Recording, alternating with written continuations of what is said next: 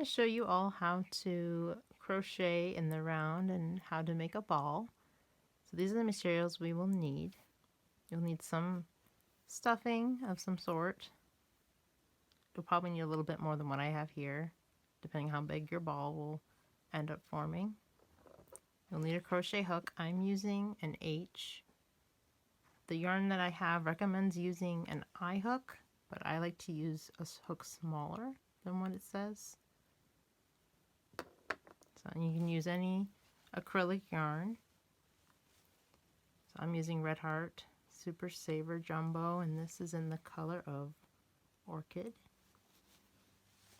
And then you'll need a pair of scissors for at the end of your project.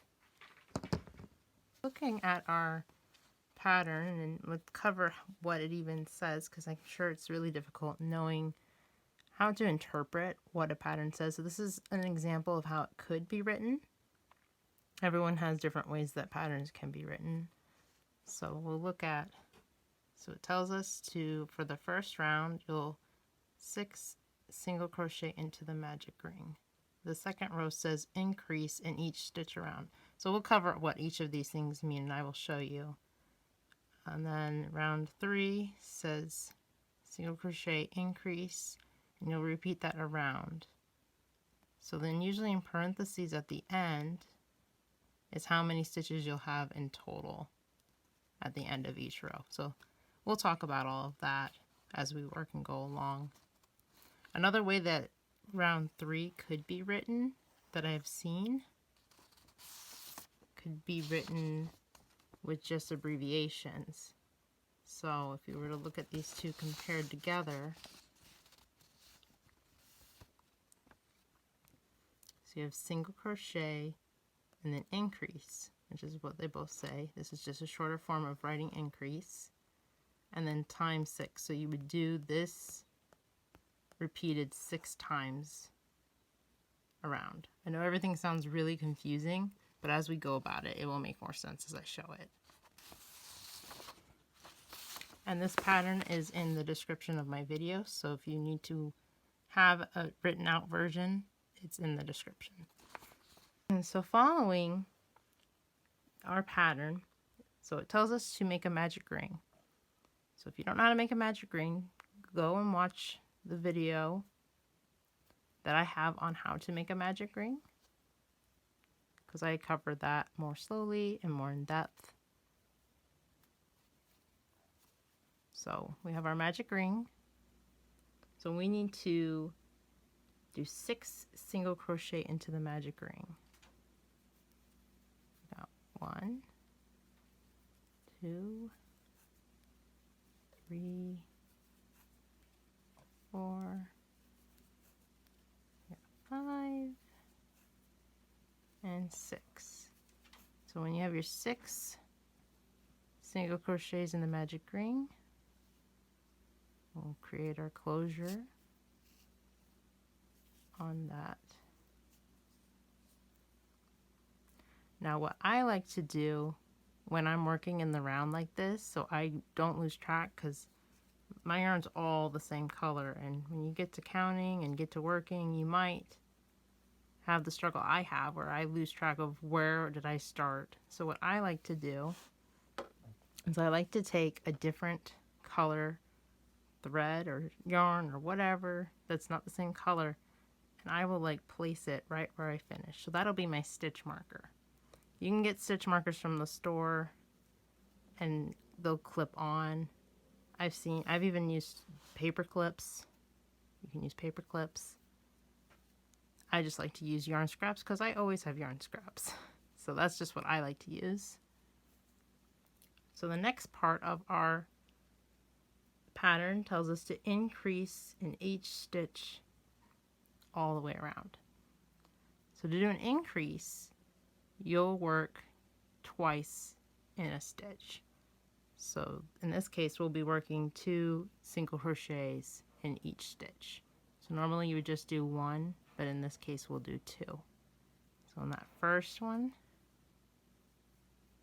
so this is our first single crochet, and then that's our second one, so that's 2. Now in the next stitch we'll do 2, so 1,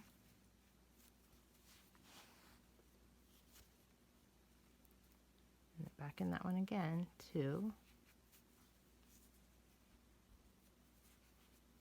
You'll do 2 all in each one all the way around.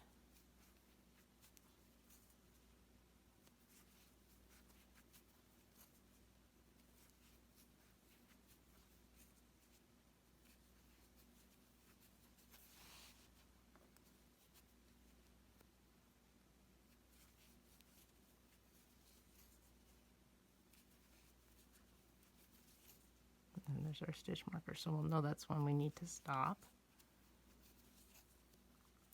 Now what I like to do after the end of any row or any round, when I hit the end, I always make sure to count, because sometimes you might mess up and accidentally only do 1. So you want to make sure you get your stitch count right. Otherwise, if you get into the next row or the next round, it could be off because you missed 1. So remember, we just count for those 2, because in this case it's still V's, but they look a little different, but they're still V's. So we count 1, 2, 3, 4, 5, 6, 7, 8, 9, 10, 11, 12.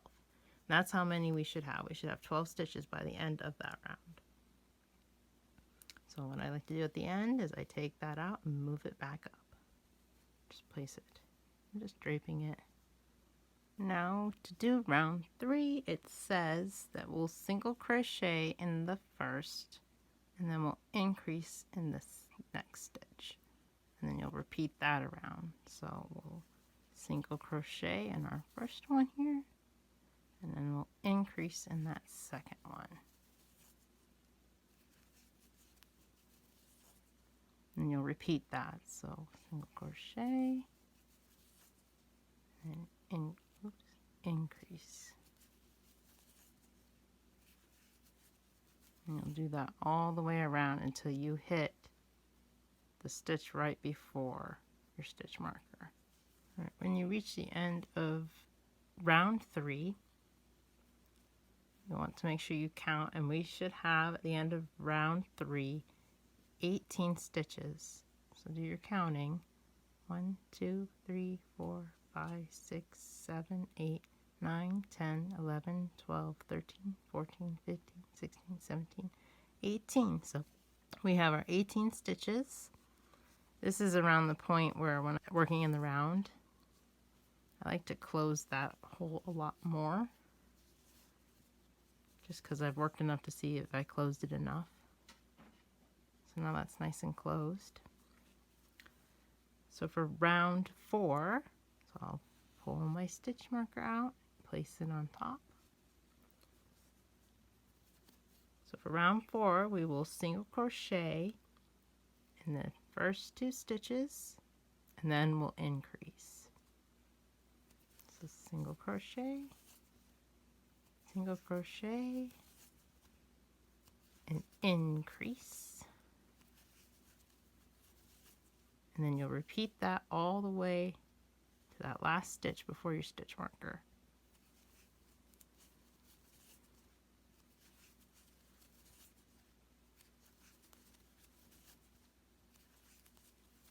When you reach the end of round 4, make sure to do your stitch counting. So we should have 24 stitches at the end of round 4. 1, 2, 3, 4, 5, 6, 7, 8, 9, 10, 11, 12, 13, 14, 15, 16, 17, 18, 19, 20, 21, 22, 23, and 24. A lot of times what I like to do when we're doing a repeat like this, so we were supposed to do the 2, so we did the single crochet, and then an increase. Usually that second one, so we did the increase, that's what you'll end with.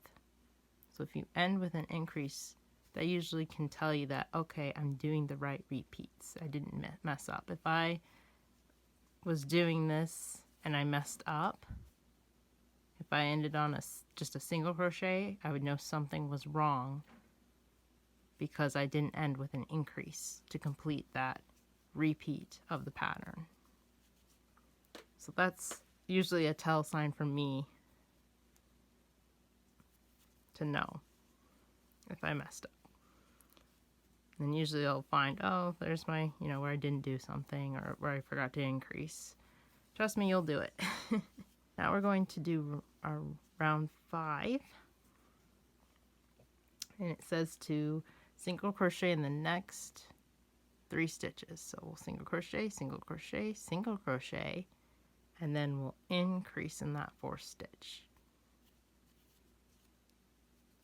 So single crochet, single crochet, single crochet, and then increase. And then you repeat that all the way around. So doing your single crochet in your 3 stitches and then increase. So do that all the way around till you reach that stitch right before where your stitch marker is. Alright, so here we are hitting the last few stitches, and I'm trying to explain better in what I was saying about the last round. So we had already done our 1 repeat, so now we're doing this other repeat, the last repeat. So we should be able to single crochet, single crochet, single crochet, and then you should be able to increase in that last stitch. That's when you would know that you had done it correctly.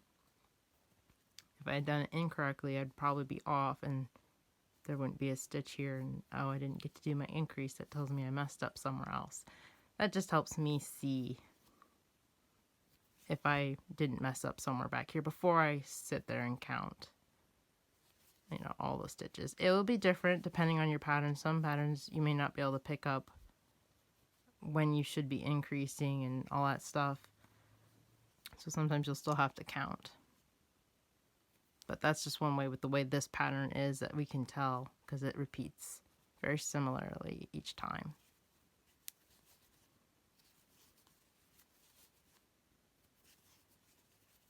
So there's our increase on the very last stitch. Alright, so the end of round 5, we should have a total of 30 stitches. So make sure you count 30 stitches.